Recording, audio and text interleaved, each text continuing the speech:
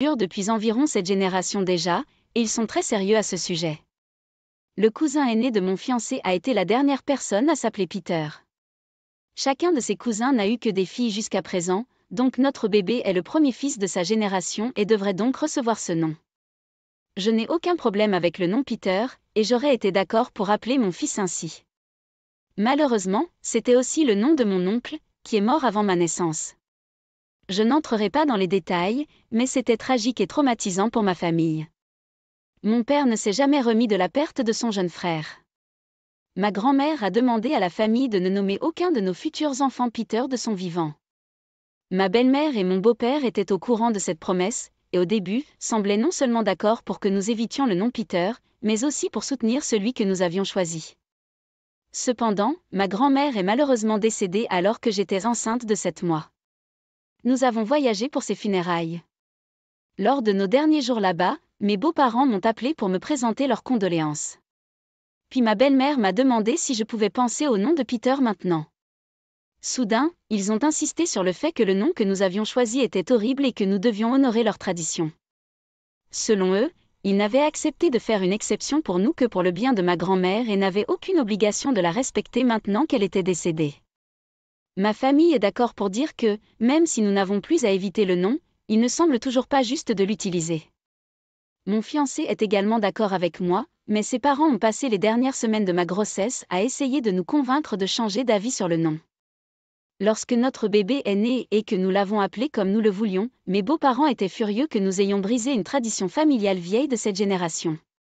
Certains d'entre eux n'avaient pas voulu appeler leur fils Peter, mais l'ont fait quand même pour le bien de la famille. Ils ont dit que notre décision était égoïste et que ma famille aurait dû passer à autre chose maintenant.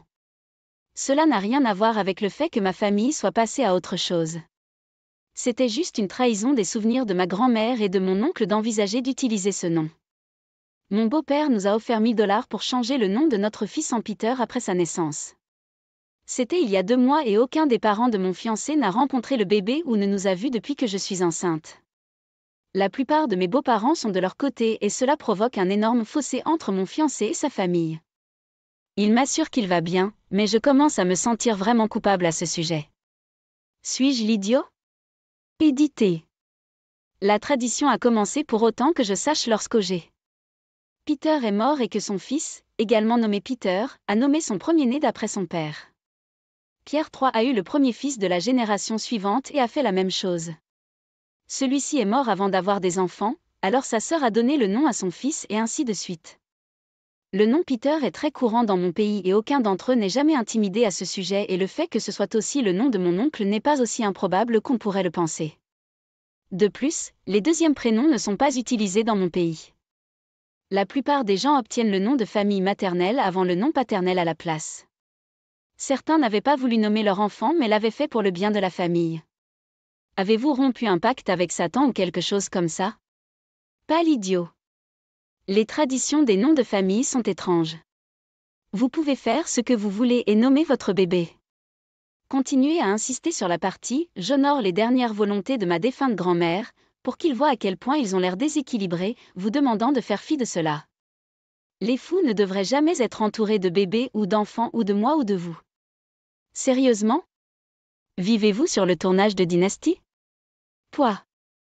De plus, en tant que grand-mère, l'idée de rejeter un enfant sur la base d'un nom est tout simplement insignifiante. C'est carrément superficiel, mesquin et une représentation horrible de l'intégrité d'une personne. Honnêtement, plus ces gens évitaient mon enfant, moins leur valeur valait dans la vie de mon enfant. Qui voudrait de telles personnes après un certain temps ? Que apporterait-il à mon enfant ? Comment des personnes comme cela enrichiraient-elles positivement leur développement ? Je me sens mal pour le partenaire d'Opi car ce comportement l'a sûrement blessé. En passant, une fois de plus, la tradition est un euphémisme pour la misogynie. Notez que seuls les enfants de sexe masculin ont un nom spécial et que toutes les filles n'ont pas été disputées. Vraisemblablement, personne ne se souciait de savoir comment on les appelait. Raison de plus pour y mettre fin maintenant. Mise à jour, suis-je l'idiot d'avoir brisé la tradition familiale de mon fiancé en nommant mon fils comme je le voulais ? Merci beaucoup à tous ceux qui ont commenté et offert leur soutien. Beaucoup de choses se sont passées depuis, alors j'aimerais vous donner une mise à jour. Environ une semaine après mon poste, les parents de mon fiancé nous ont contactés. Ils se sont excusés pour leur comportement et m'ont supplié de rencontrer mon fils. Ils ont dit qu'ils étaient prêts à laisser la débâcle des noms derrière eux et qu'ils voulaient vraiment s'impliquer dans la vie de leur petit-fils. Nous étions sceptiques, mais nous les avons invités à rencontrer le bébé. La visite s'est bien déroulée. Ils ont commencé à venir presque tous les jours pendant les 3 semaines suivantes. J'ai remarqué qu'aucun d'eux n'a jamais appelé mon fils par son nom, mais je ne l'ai pas souligné. Les choses semblaient bonnes pour la première fois depuis des mois entre mon fiancé et ses parents. Un jour, mon fiancé aidait mon beau-père avec quelque chose chez nous, alors ma belle-mère et moi sommes allés au parc avec mon bébé. J'ai dû aller aux toilettes un peu plus tard, alors je l'ai laissée dans la poussette avec elle. Quand je suis revenue, elle était assise sur un banc de parc, discutant avec une femme qui roucoulait sur mon fils, alors je suis allée là-bas et je me suis présentée comme la mère du nom du fils, et elle a dit « Oh, je pensais qu'il s'appelait Peter ». Je n'ai pas dit un mot, et ma belle-mère non plus. Elle m'a suivie jusqu'à la voiture et nous sommes retournés à mon appartement. Sur le chemin, j'ai envoyé un texto à mon fiancé pour lui dire ce qui s'était passé. Quand nous sommes arrivés, il a chassé ses 2 parents de chez nous.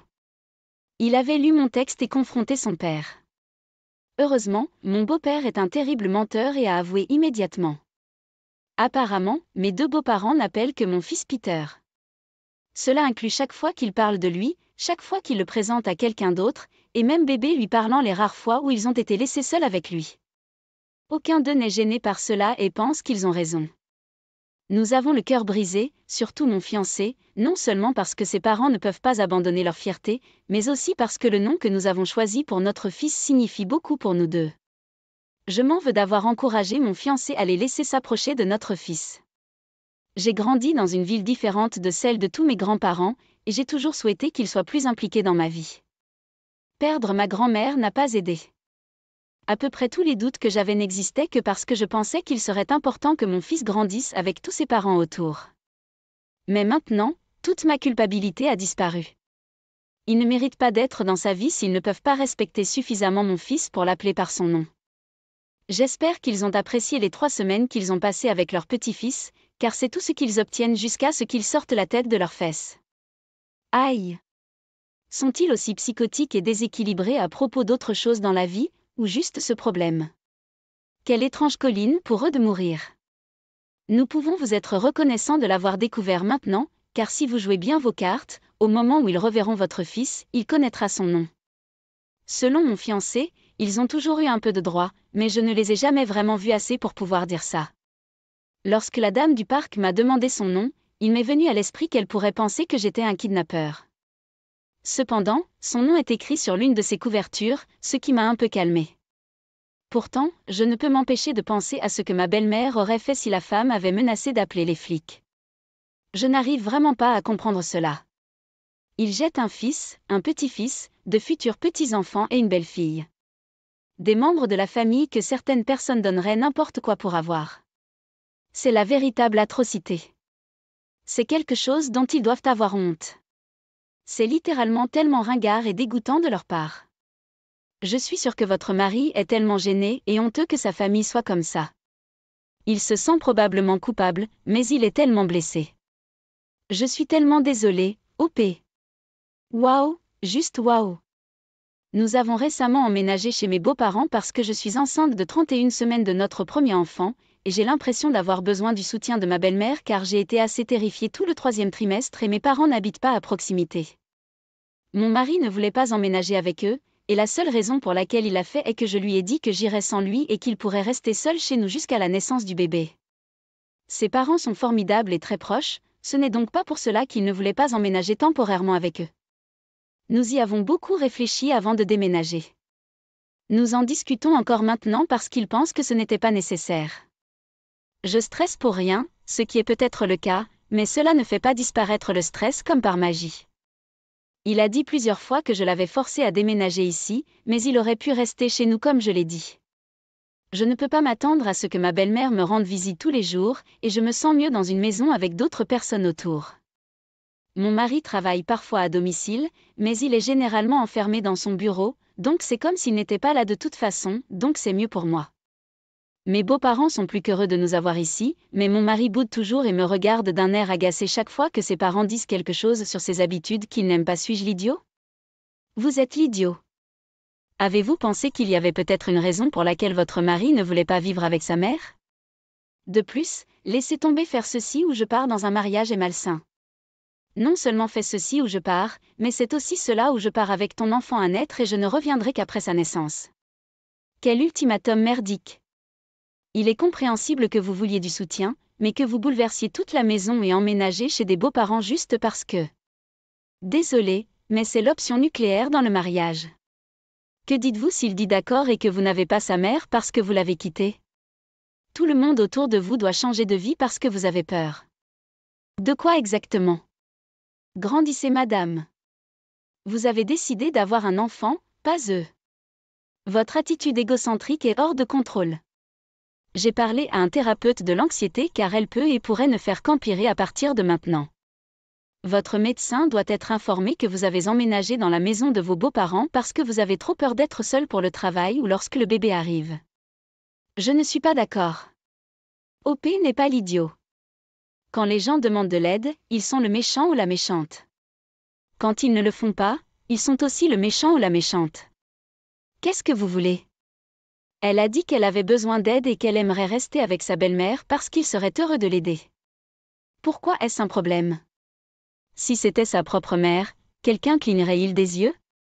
L'accouchement est un gros problème. Il est naturel de ressentir de l'anxiété en tant que maman pour la première fois. Quelle chance qu'elle ait des beaux-parents qui la soutiennent et une bonne relation avec sa belle-mère. Ma femme, 31 ans, femme, et moi, 36 ans, homme, étions mariés depuis 2 ans maintenant et elle a une routine de bien-être et de pleine conscience très réglementée. Elle se réveille à 5 heures du matin, fait du yoga dans la chambre d'amis, fait une course rapide et rentre à la maison pour préparer un smoothie à l'aide d'un de ses mélangeurs Nutri-Ninja bruyants et continuera sa journée. Elle y médite aussi, tient un journal et fait d'autres choses que je ne peux pas la perturber parce que c'est son temps personnel. Elle était comme